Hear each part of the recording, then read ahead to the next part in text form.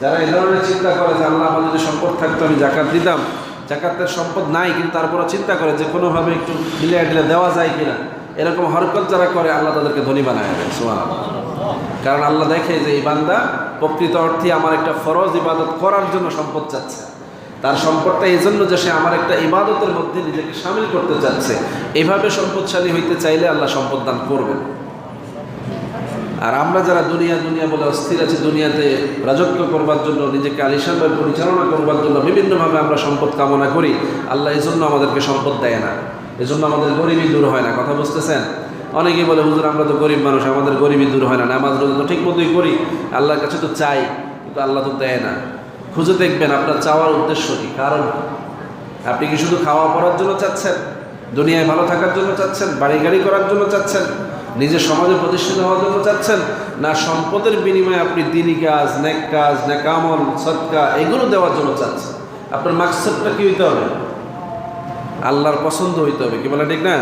মাকসাদটা যদি পছন্দ হয় তাহলে চাইলে পাবেন, আর যারা না চাইতে পেয়েছে তাদের জন্য এটা বিপদের কারণ হয়ে গেছে। অনেকে সম্পদ না চাইলেও সম্পদ খালি হয়, আছে না এরকম? আবার অনেকে জোর করে অবৈধ সম্পদ হাসিল করে, উভয় পক্ষই ক্ষতিগ্রস্ত। কী কারণে? এই সম্পদ তাদের জন্য বিপদের কারণ হবে।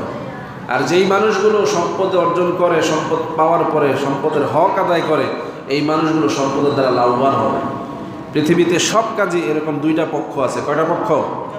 আসহাবুল ইয়ামিন ও আসহাবুল শিমাল, ডান পক্ষ আর বাম পক্ষ, সব কাজেই আছে। মন্দ ভালো, খারাপ ভালো, ভালো এবং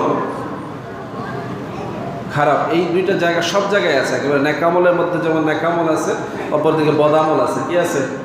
জান্নাত যেমন আছে, জাহান্নাম আছে। অনুরূপভাবে শান্তি যেমন আছে জান্নাতে, শাস্তি আছে জাহান্নামে। কবরেও একই অবস্থা, শান্তি যেমন আছে অশান্তিও আছে। দুনিয়াতেও একই অবস্থা, শান্তি যেমন আছে অশান্তিও আছে। তো এই দুইটা জিনিস পাশাপাশি থাকার পরেও আল্লাহ রাব্বুল আলামিন বললেন, ওয়ামা খালাকতুল জিন্না ওয়াল ইনসা ইল্লা লিয়াবুদুন, দুনিয়াতে আমি মানুষ এবং জিন বানিয়েছি আমার ইবাদত করার জন্য। প্রশ্ন হতে পারে, তো শান্তি অশান্তির দরকার কি? ইবাদত করতেই যেহেতু বানাইলেন, শান্তিই রাখতেন। প্রশ্ন হতে পারে না যে আমরা তো ইবাদতের জন্য বানাইছি, যদি শান্তিতে রাখতেন তাহলে তো আমরা ইবাদতই করতাম। অনেক মানুষ এরকম বলে, হুজুর কী করবো, নামাজ পড়ার সময় পাই না, অভাব অনটন, রিজিকের ধান্দাই করি, কতক্ষণ নামাজ রোজা করি। নাউযুবিল্লাহি মিন যালিক। এরকম চিন্তা আমরা কখন করি? যখন আমাদের অবস্থা ভালো থাকে না। কিন্তু এটা আমাদেরকে বুঝতে হবে, এটা আল্লাহ রাব্বুল আলামিন আমাকে আপনাকে ইবাদতের জন্য বানানোর পরে এই ইবাদত আমরা করি কিনা এটা পরীক্ষা করার জন্যই এই অভাব অনটন, বিপদ মুসিবত, ভালো মন্দ দিয়েছেন। সুবহানাল্লাহ। এটা আমাদের জন্য নিয়ামত। কি? যদি এই গাইডেন্স না থাকতো, এই শাসন না থাকতো, এই নিয়ন্ত্রণ না থাকতো, তাহলে মানুষ